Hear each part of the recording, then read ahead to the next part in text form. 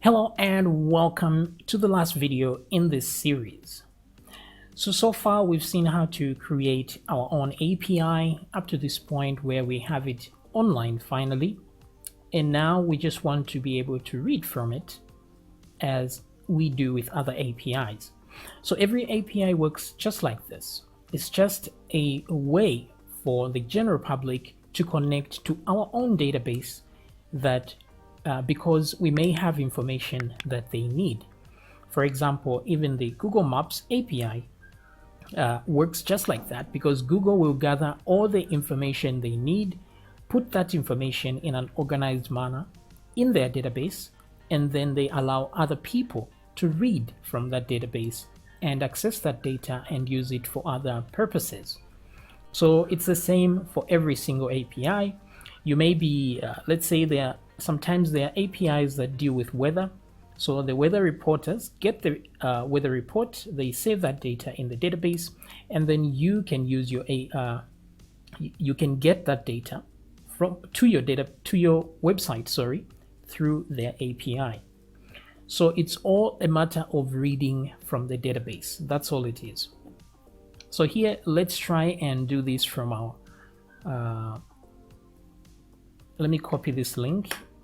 Let's read from our own local file here. So we're going to create a local website that will read from this very API that is online. So if I go back to my text here, I will close this section that has the API here. My computer seems to be closed here, so let me just, it's frozen for some reason. Let me just open it again. Wait a second. Okay, there we go. Seems like we are back now. Okay, so onto the website section of things. So we have an index.php page here. So this is our website now. We want to read from the API that is online. So what I need to do here is just add, let me close this. Actually, we don't need any of this PHP. We just need some JavaScript. So I will add some HTML and just, I don't know, we can call this data because we're getting data from somewhere. And then this will be the div that will contain the data here. So I'll give it a class name of, I don't know, my data, like that. We'll use that to access the information. Okay, so here let's add some script tags so we can add some JavaScript and read using JavaScript because it's the easiest to use. And now I want to create a function that will read the data. So I'll call it read data, like so. Okay. And then as usual, we can have next and previous page like we had done with the other API. So I'm just going to say function next, something like so. And then function previous. So function prev, like so. Alrighty then, I will save this. Now we need to have a page number here, so I'm just going to say var page ID. I think that would be more appropriate. Var ID is equal to let's start with 1. Okay, so on the next page we just want to increment that ID, so we say ID plus equals 1, like that. And then what do? We read the data after doing that. Okay. And then we do the same thing here. We just say ID minus equals 1 and then read data, like so. But this minus is a little bit different because we can't allow it to be less than 1. So I'm just going to say if ID is less than 1, then we'll say ID is equal to 1, like so. Okay, so great. We have everything we need, and now we should use the ID in the link here.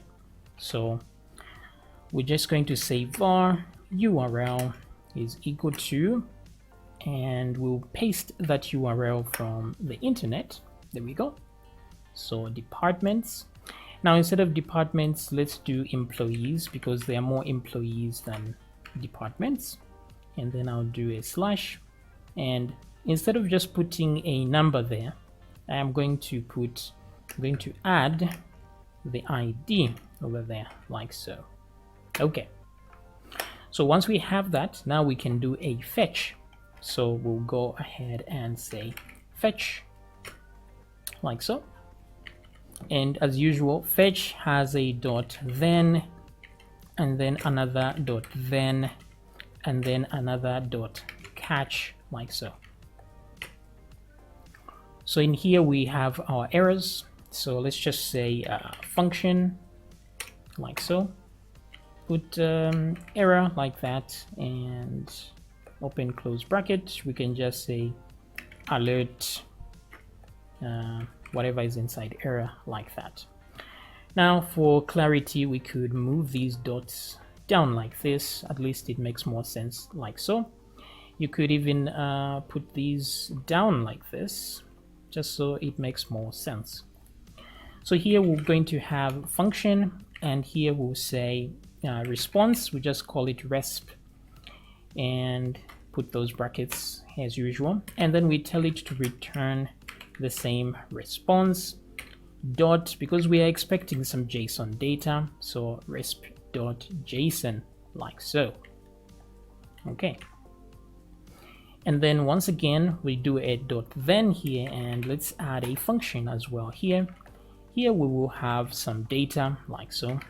So that's what we'll receive. And then at this point, what I want to do is take the contents and put them in here. Now I want to grab this before we do anything. So let me just say var, or I can call it a const, no problem. Const, because const is better when it comes to memory.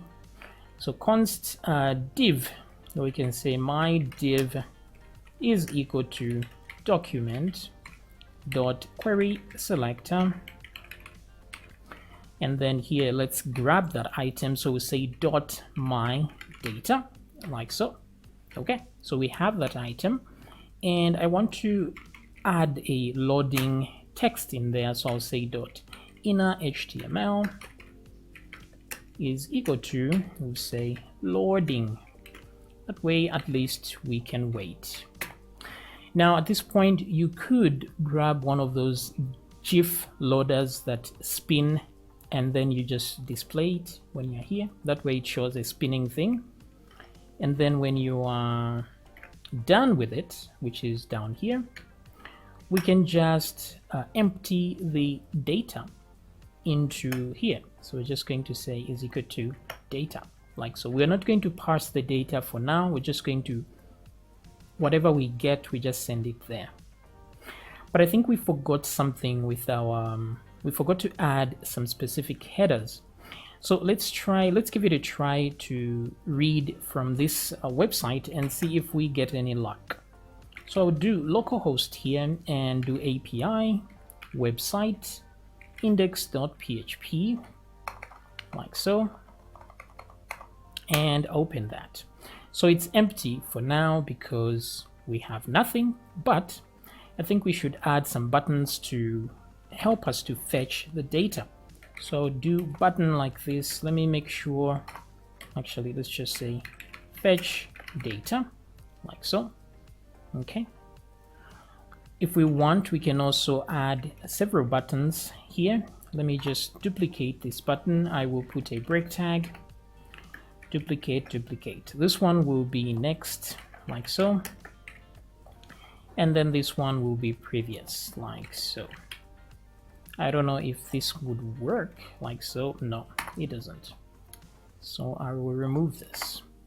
So next, previous, like this, and we'll just put an on-click listener here and say on-click, we're going to call the appropriate function. So for now, I'll use next on both, and then here I will add priv. On this one also, when we do a click, we're going to just fetch the data. Fetch, no, it's actually read data. Okay, like so. So it's going to read the very first item because ID is equal to 1, but then when we click one of these, we'll increase the ID, which will make it read something else. Okay, so pretty good so far, right? Let's refresh the page, and there we go. So we have fetch data. So if I click here, loading, but then if we go to the inspector here and the console, we should get an error. Fetch is not defined. That's not really the error I was looking for, but let's see where we have a problem. So it's the spelling of fetch here, which is a problem. So let me remove that, save that, and let's try again. So refresh. Let's close the console. Load. Okay, so we have at least one argument is required in the fetch. So that's my bad. I didn't put my URL there. So there we go. Save URL. Refresh, fetch again. And what error do we get now? Let's go to the inspector. Okay, so without going to the inspector, because I told it to alert me of any errors, so it says network error when attempting to fetch resource. Okay, so that network error is because we haven't given our permission to we haven't given permission to access our website, our API, because we forgot the most critical header of all, which is the access control.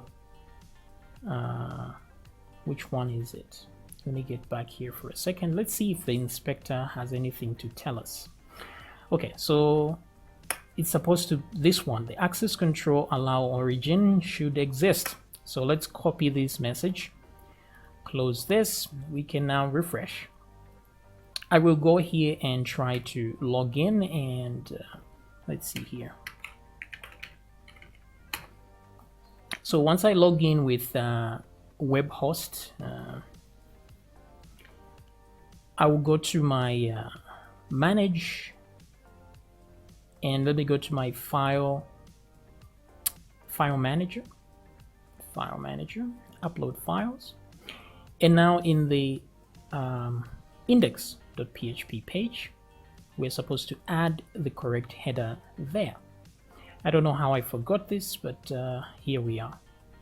So right here in the index page, select and edit. So where is this? Require header. Okay, so here we have a header. So I'm just going to paste this, copy this header, copy, put it down here. I just didn't want to lose this information, so cut this now and put it as the, actually this is the key name, and put a full colon. Let's just put a star to allow everything. So let me save and close.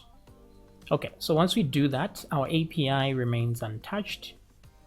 Okay, but if we come back now to our page, we can now be able to fetch our data. So it returned an object here, and that's what it's showing there. That's an object. So it's because I changed it to JSON here. That's why it's an object. So instead of just shoving the data in there, we must actually put some HTML of some kind. So let's see the kind of data that our API brings back, shall we? So we'll say API/employee, employees 1, like so. So let me come back here and make sure it's employees. Okay, that's true. So employees 1. So this is the data it brings back. So we have employee number, date of birth. So let's try and organize that data a bit better. So in here, I will add some backticks like so that I can add some HTML. So I will make a div like this. Close that div. And then inside here, I will add some valid HTML. So I'll just put the p tag here. This was the wrong place to design this from, because usually I want this to give me suggestions. So I'll put the $ brackets and put that data. So there's going to be data dot. So let's go back here and check. So first of all, we have first name and last name. So here, first underscore name. So that's what we will get. We'll have first underscore name. That's the first name. Copy that. Let's leave a space. Paste the last name here. Okay. So once we have that, that's cool. And then let's put a title. I'm just going to say H4 here and say employee. Close that H4 and let's move it inward. Then I will duplicate this. Let me change the tag here to something higher date, like a block quote, and let's put the higher date here, higher underscore date, like so. Let's remove everything else. Duplicate again. Let's see what other details we can add. First name, last name, gender. So let's say date of birth. Yes. Wait a minute. What was that? Date, birthday, birth date. Okay. Birth underscore date. And let's remove everything else. And then right at the top here, let's put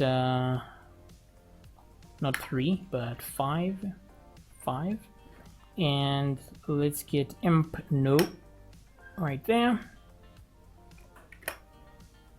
Employee number. Okay, so let's save that, and instead of this data, we're going to remove that so that this is equal to this. All right, so back here to our page, let's refresh and fetch the data. So loading, and finally we have this. So now it's saying undefined, employee undefined. So it doesn't know what to make of that. Now this could be because we have an array and then the array contains one item inside it. So it's not really data, but it's data, the first item in the array. So it's saying it's an object. So let's just say data is equal to data 0, like this. This way we move all the information from the first item that we've received back into data. So maybe that should work. If we get any errors, no problem, we'll refresh. Okay, so now we have everything working. If I press next, like so, it's going to go to the second employee and so forth. So you see that. If I keep going back like so, let's see if it will get from 01 to 00. So it maintains that 01, and we can keep going next. So different names, as you can see here. So we are retrieving the information as we want. If now we wanted to instead to retrieve a lot of information, we just put a loop here and then we remove the ID, which means it's going to bring in the entire list of employees if we just remove that. And then we can use a loop. Instead of doing this, we'll loop through this data and then we do this kind of thing here. Okay, so hopefully you have learned something new here and about APIs and what they do, and now you can create an API of your own and put it online as required. Okay, so this is the end of the series, and I will see you in another one.